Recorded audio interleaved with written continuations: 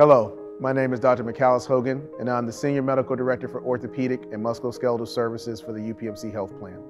On behalf of the UPMC Health Plan, we are grateful and thankful to the Pittsburgh Magazine for naming Dr. Freddie Fu as the Pittsburgher of the Year for year 2021. Dr. Fu gave so much of himself to Pittsburgh and took so much of himself and Pittsburgh to the world. For that, as Dr. Fu would say, thank you, thank you, thank you.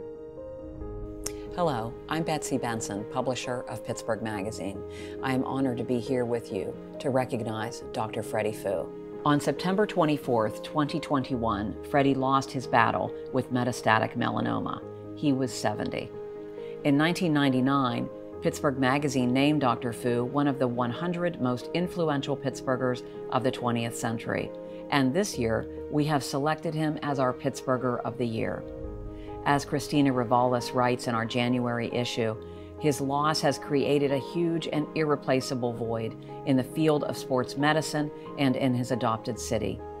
Freddie, as everyone called him despite his long list of professional titles, did more than merely create Western Pennsylvania's first sports medicine program. He also turned the city into an international destination for doctors, trainers, and physical therapists who sought cutting-edge training. By attracting top surgeons, Freddie made Pittsburgh a go-to destination for many of the world's best and injured athletes, caring for such stars as the Pirates' Andrew McCutchen and Pitt and NFL standout Larry Fitzgerald. But he also had time to repair the torn tendons and injured joints of coal miners, construction workers, weekend warriors, and high school athletes. No matter their athletic pedigree, patients felt like a VIP when Freddie was caring for them. All of us will miss him. Why is Freddie Fu so special? Well, Freddie is not just an orthopedic surgeon. He's not just a chairman. He's not just a family man or a visionary. He's all of that. And the way he touched people, if you feel special, the way he spoke with you, well, that's how he spoke with every person. He gave back to the community, I don't think like anyone else. Those things make him special, you know. He would travel to New Zealand or Argentina, and for those 2 days he's there. He's all theirs. All his knowledge, everything. They would ask him to do life surgery there, and he did. They would ask him to deliver lectures and maybe another one. Please, can you give us another one? And he would do all of that. That's how Freddie was. He was just so big, larger than life, celebrity, amazing. Whether it was a knee operation, whether it was the ACL, whether it was how do you take care of it? We should have better dance floors. And you only have a good dance floor in one studio. Let's get them in all 5 studios. Let's get them on stage. Let's get them when we're traveling. And realize the importance of it and not have people tell you, oh, it's going to be too expensive to do that. Because what is the expense of taking care of your dancers? If you don't take care of them, what does that become? Dr. Fu was a burst of energy. He was someone who was, I would have to say, persistent, dogmatic, and passionate pretty much about everything that he did. His approach to individuals, to patients, his approach to helping people. And he also was a fire of competitiveness in every way. And he really worked to transmit that to those around him, as well as Freddie always took that extra step to work to empower individuals and support them so they could always, also be successful. Many people don't realize it, but Dr. Fu himself was a serious cyclist who rode a lot back in the day, and he was also an aficionado of the sport. In fact, in 1999, he brought in 5-time Tour de France champion Miguel Indurain into Pittsburgh for a celebration of cycling. So this is Zlatan Ibrahimovic, probably the biggest football, I'm German, so I may say football player on the planet. And when he injured his knee, he came to Pittsburgh, and Freddie involved me in his care, and it was quite amazing. And you can see, he's a tall guy, and the interesting story about this is you see we're both holding the jersey with his name on it. Freddie had Manchester United there. He's like, no, turn this around, it's Ibrahimovic. My name is Terrence S. Orr, and I was the artistic director of Pittsburgh Ballet Theater for 24 years. My first recollection of Freddie was probably another 12 years before that. It was quite a while. It's over 4 decades. I always remember when I first came here, and I used to come and set things for Patricia Wilde, and she told me about Freddie and about how they had this great sports med program with the dancers to take care of. And she said that he just walked in one day, introduced himself. She didn't know who he was at all, and he went on and on and on about what he was going to do for Pittsburgh Ballet Theater, and that he wanted to take care of the dancers. They're real athletes, and he wanted to make sure that their immediate things were taken care of for their injuries, and we have to think about doing some preventive medicine. And he went on and on. She said it was completely over her head. She must have told me that story 50 times, you know, over all of these years. And when I stop and think about Freddie coming in and talking to you, it's amazing, because you really have to concentrate, because he always had something pertinent on his mind, something that was important. Yes, he could talk about the weather, and there was a blue sky and wonderful plants over there, but then all of a sudden he'd jump into something much more important. My name is Volker Muschal. I'm the Chief of Sports Medicine here at the UPMC Freddie Fu Sports Medicine Center. Behind me you can see Freddie's office, which we are keeping for everyone to see with a red velvet rope. It'll be beautiful. My office right next to him. So I'm also the medical director of the sports center here, and also the program director for the fellowship program. He started the fellowship in the 1980s, and we're now carrying this forward. UPMC Freddie Fu Sports Medicine Center, he built in 2000, and again it's vision that brought together the city of Pittsburgh, the University of Pittsburgh, and the Pittsburgh Steelers, all with the same vision, and maybe instilled by Freddie that this would be a brilliant idea to build something like this. And it was a place, and still is, very unique on the planet, a place where you have a professional football organization, a university football organization, and patient care all around sports medicine, everything, you know, from your personal wellness to your surgery and to your afterwards physical therapy and everything in between. Hi, my name is Fred Baldessari, and I am the manager of the Freddie Fu cycling team. I first met Dr. Fu in the mid-1990s at an event during the Thrift Drug Classic bicycle race. I was there with a couple of friends who were actually very talented cyclists, soon to become professional. And it was at that event that Dr. Fu committed to sponsor a bike racing team. And in 1998, the Freddie Fu cycling team was formed. My name is Michaelis Hogan, and I'm a professor in the Department of Orthopedic Surgery and the residency program director here at Pitt Orthopedics, UPMC. On a personal level, Dr. Fu to me was my success here at UPMC and at the School of Medicine here at Pitt was a direct correlation with Freddie, with Dr. Fu. From the time I met him, years before, I was a second-year resident at the University of Virginia when I met Dr. Fu. And I spent essentially 2 days with him as he was a visiting professor there. And from that time, he would always remember me at meetings. And that was something that you realize he did with everyone. I mean, his ability to really have a connection with you and his desire to have a connection with you and your family. When I opened a book, when I read something about the ACL, the knee, it had Freddie's name on it. Whether he wrote it or commented on it, or it's the book where he's the editor, that's the kind of influence he had. He was worldwide also a lecturer. He would travel to just about any country. He was invited to speak, and he gave amazing lectures. If you ever heard one of his lectures, he would tailor it to that audience. If it was a lay person audience, he would speak to them. If it was professors, he'd speak to that.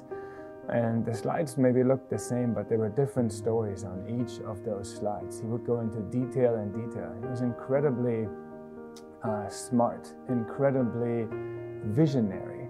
He would make the lecture exciting. People wanted to be part of it. When he came up, for example, with the double bundle,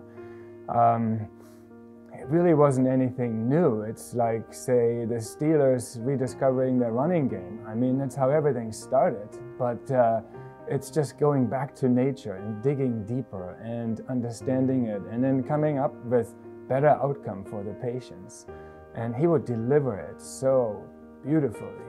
And so he was also on the board of just about every major orthopedic society, American Orthopedic, International Orthopedic, honorable member, German, Chinese, whatever society.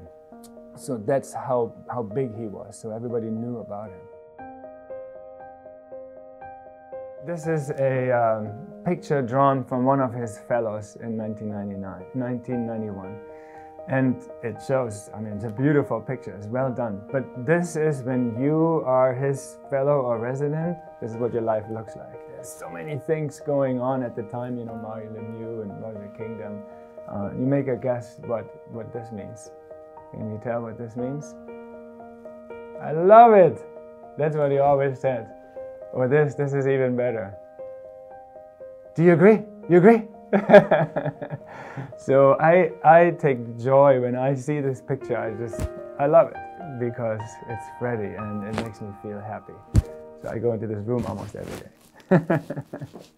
What he meant to orthopedics, I mean, some would say, he was one of the most famous orthopedic surgeons on the planet. And you would say that about some individuals, but very few. And there are also very few individuals where it's a true statement. I mean, he was well known, but he was well known for how he connected with people. What he contributed to the field of orthopedic surgery, he transcended himself. And so he always wanted to be better. He always wanted to push for how could we do something in a better way, more efficiently. And I believe the impact of that on the field of orthopedics, I mean, you really can't quantify it. As a leader and as someone who really pushed his field, and particularly his subspecialty field of sports medicine, forward, and really pushing it not to rest on its laurels, I think is second to none. Many people know Dr. Fu, of course, as an innovator and a brilliant surgeon, but he was far more than that. He was a true humanitarian. He really cared about people. I witnessed that on numerous occasions. And he remembered things about people that always I was impressed with. One such time at a team dinner, Dr. Fu was talking to one of our riders who had sustained an injury 2 years earlier, and Dr. Fu was talking to him about it and remembered every single detail about that injury.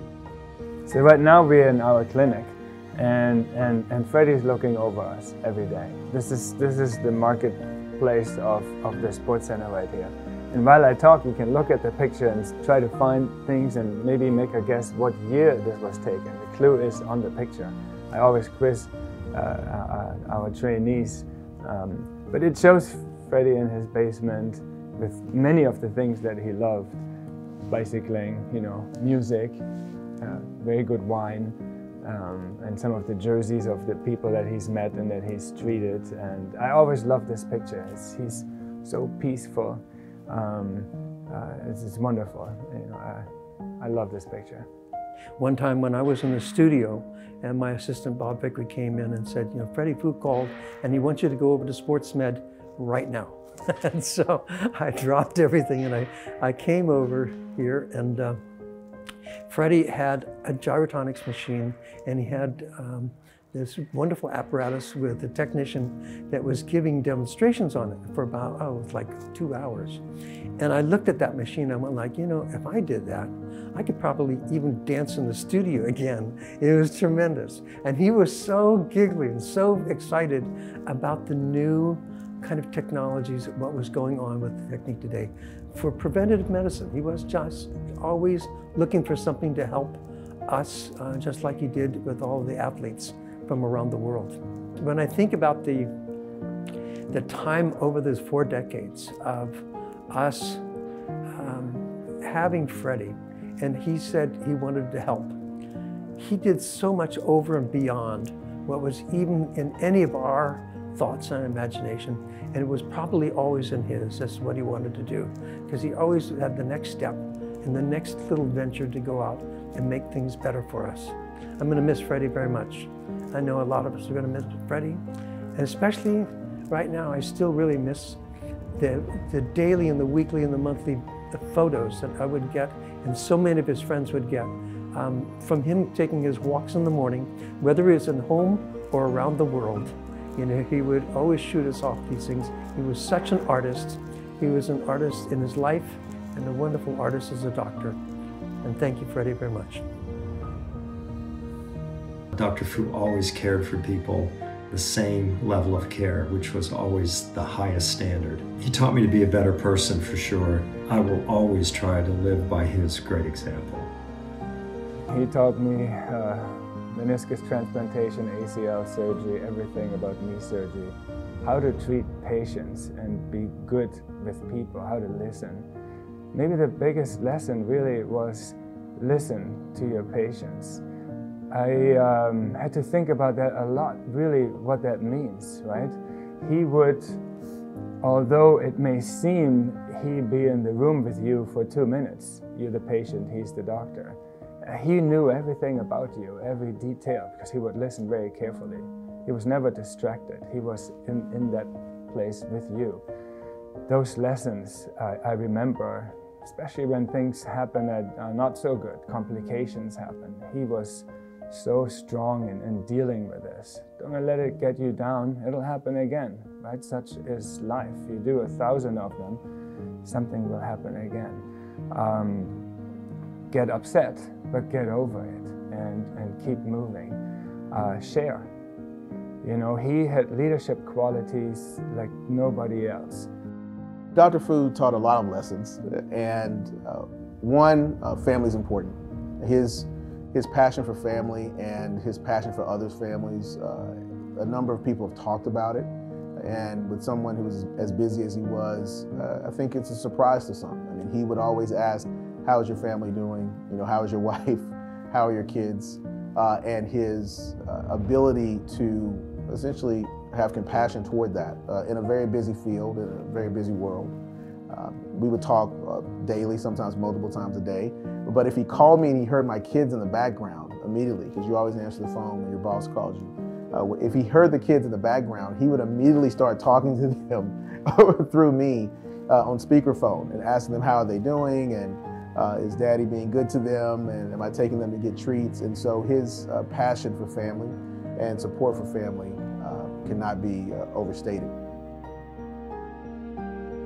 My friend, our dear friend, Freddie Fu, was not Irish. But that's only one reason why at this moment of remembrance, we cannot do what the Irish do and sometimes say, Freddie, we hardly knew ye. Because we knew Freddie. We knew Freddie at the ballet, at Mount Lebanon High School football games, in the stands for the Steelers, and the Panthers, and the Pirates, and the Penguins, at Chinese restaurants all over town, on bike trails, on ski trails, at Whole Foods, in the operating room, and of course in the Sports Medicine Center that now bears his name. And I knew him at Chinese New Year's feasts, at Dartmouth College football games, on the streets of Hanover, New Hampshire, where we both were educated, at the College Arts Center, where his daughter Joyce had that remarkable senior arts exhibition, and all over town. He was all around town because he was an all-around guy. In a way, he was an all-American figure as well. Chinese, sure, but all-American, an all-American figure to the core in his devotion to his adopted city, to his profession, to his college, and to his family. As he lay dying, the phrase we all know from Faulkner, but for me it really is from Freddie. As he lay dying, I'd sometimes call him up. Call me anytime, he'd say. Call me anytime, he said one day, and died a few hours later. Call me anytime. If only I could. If only I could just once.